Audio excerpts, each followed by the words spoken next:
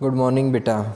वो कहते हैं ना कि गालिब एक बात अक्सर कहा करते थे कि मुझे हिसाब ज़रूर देना है ज़िंदगी, मेरे ख्वाबों की लागत पर ब्याज कितना है और उसके दिए हुए जख्म तो नहीं भरते, तो ये बता कि मुझ पर इल्ज़ाम कितना है।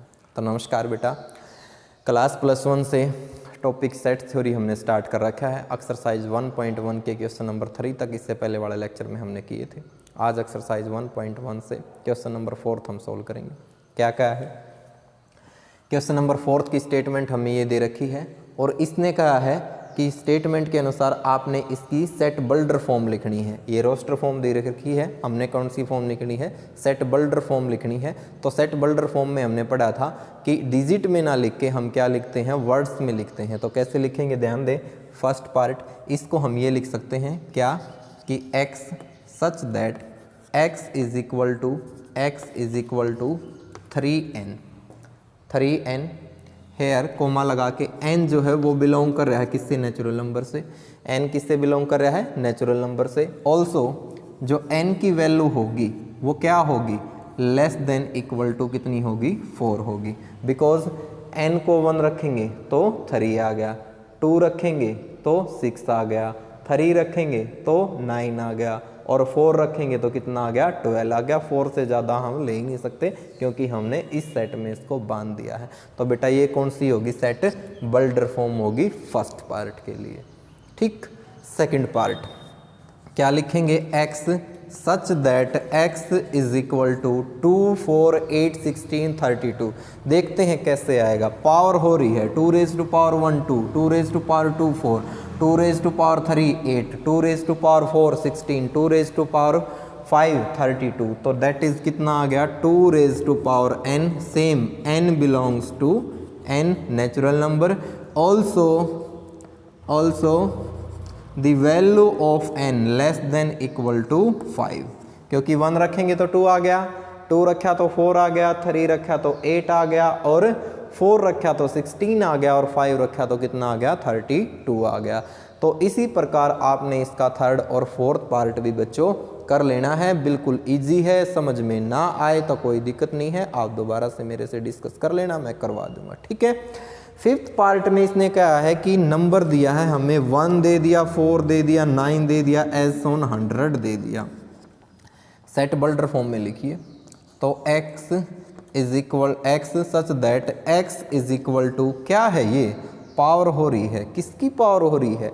1 आ रहा है, 4 आ रहा है, 9 आ रहा है, इसका मतलब स्केयर तो आ रहा है। यहाँ तो हमने ले लिया n और ऊपर कर दिया स्केयर और n बिलोंग कर रहा है सेम वही नेचुरल नंबर से।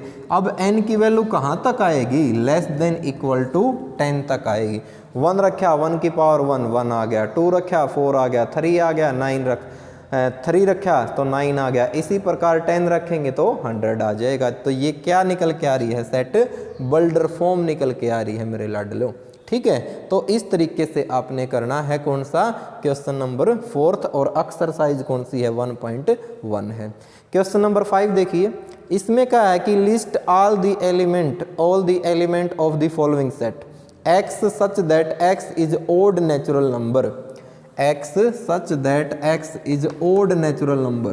तो ओड नेचुरल नंबर तो बेटा बहुत सारे हैं जिनको हम काउंट नहीं कर सकते। हम कुछ एक लिख कर फिर डॉट डॉट लगा के छोड़ देंगे कि 1 है, 3 है, 5 है, 7 है, फिर 9 है, फिर 11 है और एज ऑन हमने लगा के छोड़ दिए और लास्ट 2n+1 लिख दिया जहां पर n बिलोंग कर रहा है कैपिटल N से, मतलब नेचुरल नंबर से। ठीक है ना।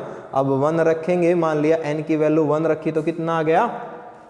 n की वैल्यू 1 रखी तो ये 3 आ जाएगा। तो n ना लिख के आप इसको w लिख दें, वोल नंबर से बिलोंग कर रहा है n। ठीक है। 0 रखेंगे तो 1 आ जाएगा, 1 रखेंगे 3 आ जाएगा, 2 रखेंगे तो 5 आ जाएगा। इस तरीके से सारे नंबर आ जाएंगे। तो बना लोगे ना इस तरीके से लिस्ट। नेक्स्ट में उसने कहा है कि x such that x is integer और वैल्यू जो है वो कितनी है? -1/2 से तो ग्रेटर है x और 9/2 से क्या है? लेस है, यानी कि छोटा है। और x किससे बिलोंग कर रहा है? x बिलोंग कर रहा है इंटीजर से। इंटीजर की डेफिनेशन क्या कहती है? Collection of all positive and negative number include 0, यानी कि पॉजिटिव और नेगेटिव नंबर की कलेक्शन जिसमें जीरो भी शामिल हो तो टूटा फूटा हुआ कोई नंबर नहीं। -1 से बड़ा क्या होता, -1/2 से बड़ा क्या होगा, 0 ही तो होगा, ठीक है ना। फिर कितना आएगा, 1 आएगा, फिर 2 आएगा, फिर 3 आएगा, फिर 4, और 4 से बड़ा 5 ले लिया तो वो इससे ज़्यादा हो जाएगा। तो इसलिए यही हमारे पास क्या बनेंगे, एलिमेंट बनेंगे। तो कर लोगे ना। तो इस तरीके से आपने कर लेना है क्वेश्चन नंबर 5, तो उसके सभी पार्ट आपने करने हैं। उसके बाद उसने क्या है, x such that x is integer, और क्या है कि एक्स स्क्वायर जो है वो क्या होना चाहिए, कि एक्स स्क्वायर जो है वो क्या होना चाहिए, लेस देन इक्वल टू 4, और एक्स किससे बिलोंग कर रहा है, इसमें भी इंटीजर से। तो माइनस मान लिया 2 ले लेते हैं, -2 लिया, -2 का स्क्वायर कितना आ गया 4, इक्वल तो है ना, तो केस तो हो जाएगा -2 भी इसमें। -1 का स्क्वायर कितना आ गया, +1, छोटा है 4 से, सेटिस्फाई कर रहा है, तो -1 भी आ गया, 0 भी आ गया, 1 भी आ गया, 2 भी आ गया। इसके अलावा कोई एलिमेंट नहीं आएगा। सपोज करो -3 लें, तो -3 का स्क्वायर किया हमने, -3 का स्क्वायर तो 9, अब ना तो 9 4 के इक्वल है, ना 9 4 से छोटा है, तो दोनों ही कंडीशन सेटिस्फाई नहीं हो रही हैं, तो इसलिए -3 नहीं ले सकते। तो क्या लेंगे, -2, -1, 0, 1 और 2, तो कर लेंगे ना। इसी प्रकार बेटा आपने रिमेनिंग पार्ट इसके कर लेने हैं। लोएल का बना लेना है, L, O, Y, A, ठीक है ना, और L दोबारा रिपीट हो गया तो L दोबारा से नहीं आएगा, ठीक है। क्वेश्चन नंबर 6 जो है बड़ा ही इजी क्वेश्चन है, कुछ भी नहीं है इसमें।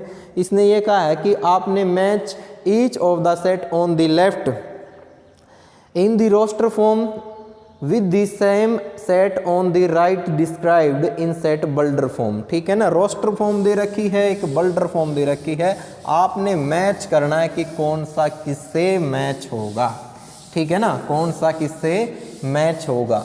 सिंपल क्वेश्चन है, बिल्कुल कुछ भी नहीं है क्वेश्चन में, बिल्कुल सिंपल सा क्वेश्चन है। क्या कहा है इसने कि match each of the set on left in the roster form with the same set on the right describe set in builder form.